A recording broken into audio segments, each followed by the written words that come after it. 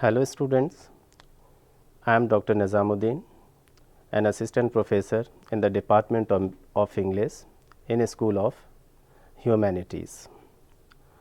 Today I am going to deliver a lecture on the topic the language as a system of systems. Here we will discuss the topic language as a system of systems, especially in the reference of English language. So, first of all we will introduce the topic in the form of language, means what is language. Introduction to the language. Language is a kind of code which is used to communicate. It is a system of communication through speech, and speech is primary to language. In an individual's life, speech comes first and writing comes later. Language is acquired in terms of sound, which later combines into distinctive sound units referring to signified. However, language learning has twofold nature. One belongs to cognitive aspect of language and the other is social object of study. Language as a social object of study suggests that language or the languages are the product of speech community, how they spread and affect each other. So, language is the primary to live in a speech community. Language as a social product interacts with variety of processes: political, social, psychological and economical, etc. When undergoing such a range of process, language acquires a different status. The process of language standardization reveals how concerted efforts are made to promote a particular language. English language, for variety of socio-political, historical and economical reasons, has purportedly achieved the status of international link language, and it is used all over the world with different accents. English has a lot of varieties as British English, American English, Australian English and South African English, etc. English spoken in India radically differs from native English in grammar, vocabulary and even in pronunciation also. It is different from British English, that is also known as RP, even within India itself. There are several regional varieties, each are different from the other in certain ways, and retaining to some extent the phonetic patterns of the Indian language spoken in that particular region. These regional varieties of English in India are sometimes not even mutually intelligible. This is a definition given by R.K. Bansal. Now, we will see some definitions of language. Language is a purely human and non-instinctive methods of communicating ideas, emotions and desires by means of a system of voluntarily produced symbols. This definition is given by Sapphire in 1921. Language is the institution whereby humans communicate and interact with each other by means of habitually used oral, auditory, arbitrary symbols. Language are the principal system of communication used by particular group of human beings within a particular society. We can say linguistic community of which they are members. Language is undoubtedly a kind of means of communication among human beings. It consists primarily of vocal sounds. It is articulatory, systematic, symbolic and arbitrary. Now, we will discuss some units of language. The units of language from the smallest to the biggest, because there are certain units in language which starts with a with the smallest one and add on in bigger units to make the bigger one. So, the smallest unit in a language is phoneme.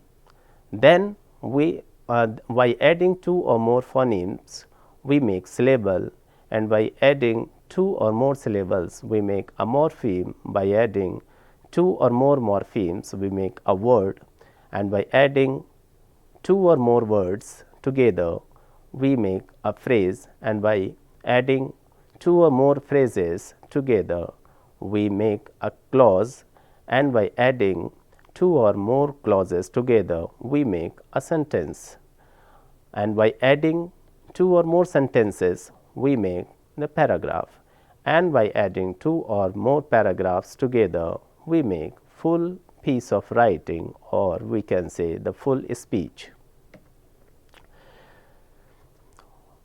Now, we will discuss the phoneme.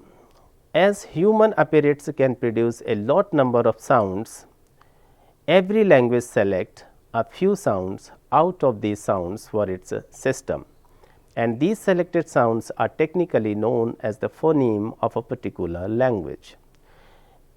So, English has selected 44 sounds out of these sounds which human apparatus can produce. English language has one alphabet that is known as Roman alphabet. English has 26 letters, and there are 44 phonemes in English. These 44 phonemes are divided in two groups, vowels and consonants. So, we have 20 vowels in English language. These 20 vowels are further divided into two groups. They are pure vowels and diphthongs. So, we have pure vowels, that is 12 in number, and 8 diphthongs. On the other hand, consonants are 24, which are also divided in some subparts like plosive, fricative, affricate, nasals, laterals, fractionless, continuant, and semivowels. If we say more specifically, then we can say that in English we have 6 plosive sounds, 9 fricative sounds, 2 affricate sounds, 3 nasal sounds, 1 lateral sound, 1 frictionless continuant, and 2 semivowels. Phoneme can be defined in the way like phoneme is minimal distinctive sound unit in a language. In this example, which is CAT, cat means a four-legged animal. We have 3 phonemes, ka, a, and ta. In the second word, that is bat, just one phoneme is replaced by the other phoneme, and the entire meaning of the word is changed. Ka is replaced by b. So, in the first word we have cat, a four-legged animal, and in the second word, because of the changed of one phoneme, that is b, b is replaced in place of c, ka, that is bat, and the entire meaning of it is changed. So, ba and ka are two different phonemes, as by replacing of one another, replacing of one in place of another, change the meaning of entire word. If all the other phonemes are remain same, even then also the meaning is changed. In this case, it is said that ka and ba are two different phonemes. Then we have a different word, that is time. In time, the first word ta, the first sound, phoneme ta is aspirated. That is why it is pronounced as ta, like time. If some speaker is not able to aspirate this sound, and he is saying this time, then the meaning of both the words are same. If you are saying time and time, the meaning is same. If the meaning is not changed by replacing one phoneme for another, it means the phoneme is same, but two different realizations of the same phoneme. They are also known as allophone of the phoneme. So, time, in time ta and in time ta are same phoneme, but two different realizations. They are, that is why we can say ta and ta are two different allophones of the same phoneme ta.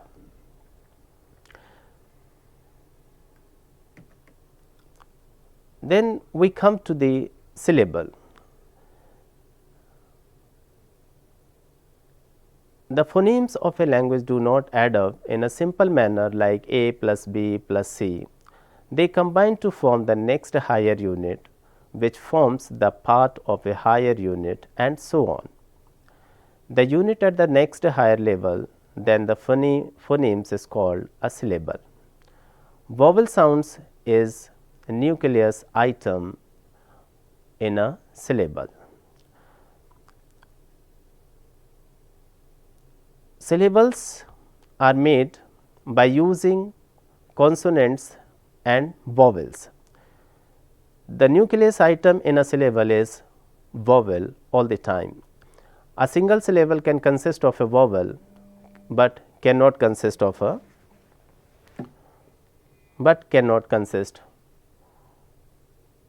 on a single consonant. In English, because of system, the syllables can be made by using CVC, means consonant, vowel, syllable. English allows three maximum consonants at the beginning of a syllable and maximum 5 syllables after the vowel.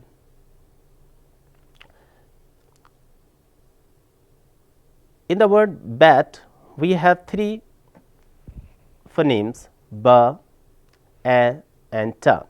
So, ba is consonant, means C, then we have vowel that is represented by B, and again vowel that is represented by again consonant that is represented by a consonant. In tree, we have a consonant cluster in the beginning of the syllable, that is ta and ra, and at the end of it we have a vowel only.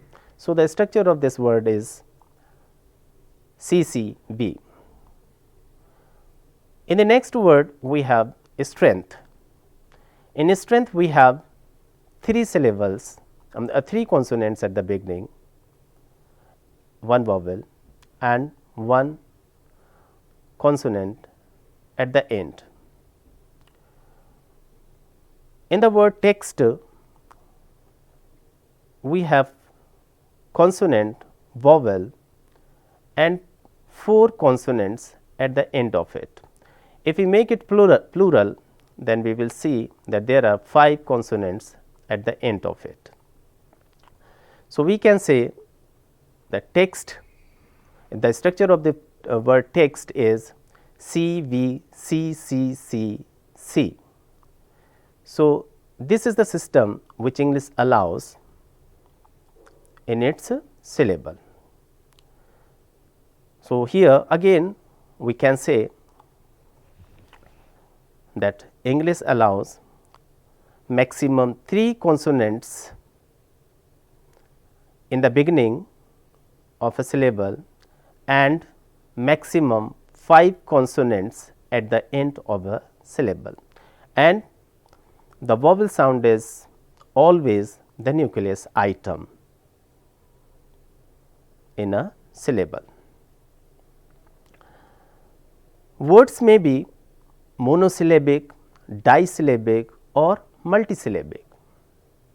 For example, the word can is a monosyllabic word, happy is a disyllabic word, examination has 5 syllables.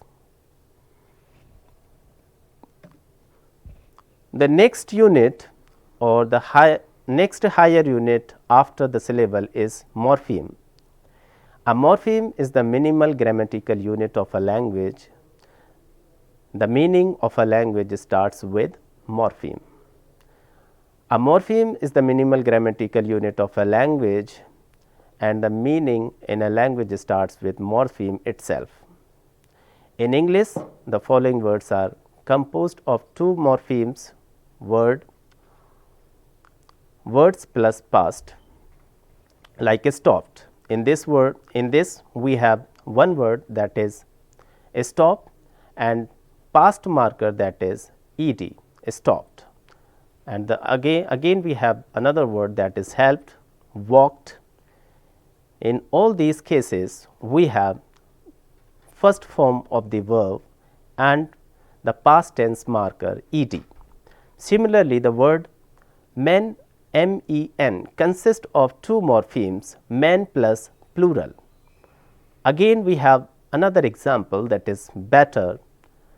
Better is made by adding good plus comparative degree.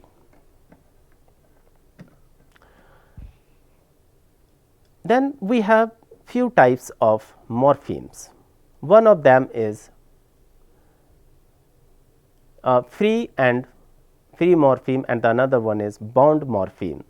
So, here we will discuss free and bound morphemes. A free morpheme is one which can be used as a word by itself. A bound morpheme is one which can only appear in the structure of a word in conjunction with at least one other morpheme. It can be used as a word. It can be used as a word by itself. For example, boys, the word boys went and asked.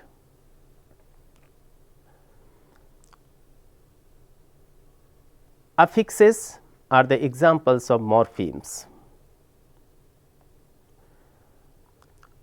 Affixes are 3: prefix, infix and suffix. Examples of prefix is un plus happy. So, un is prefix, happy is the root word, and if we add more element in this, we can say unhappily. In this word unhappily, we have un as prefix, happy is a root word, and ly is suffix.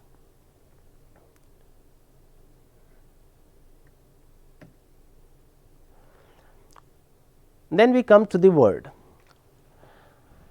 A single distinct meaningful element of a speech or writing, word can be defined in this way. Word can be defined, word is a single distinct meaningful element of a speech or writing, used with others or sometimes alone to form a sentence, and typically shown with a space on either side when written or printed. In linguistic terms, we can say a word of a spoken language can be defined as the smallest sequence of phonemes that can be uttered in isolation with objective or practical meaning. A word can be monosyllabic, disyllabic and multisyllabic, as we have already discussed them in the aforementioned slide. The next higher unit of word is phrase. Phrase can be defined in terms like a phrase is a group of words which has meaning but not complete one. For example, this table, this camera, this room, the beautiful girl.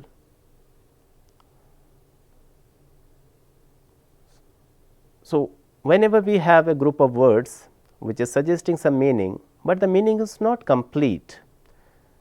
Such case is known as phrase. Examples of it can be, as we have mentioned just now, again more examples: a young boy, a white fan, my beautiful home, a very intelligent student of the class. Noun phrase, phrases may be defined like it may be a noun phrase, then we may have verb phrase, again we have prepositional phrase, which is the part of a sentence.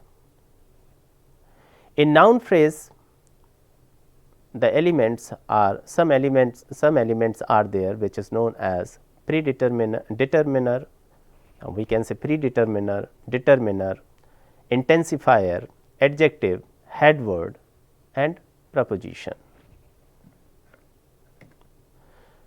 The next unit or the next higher unit of phrases is clause.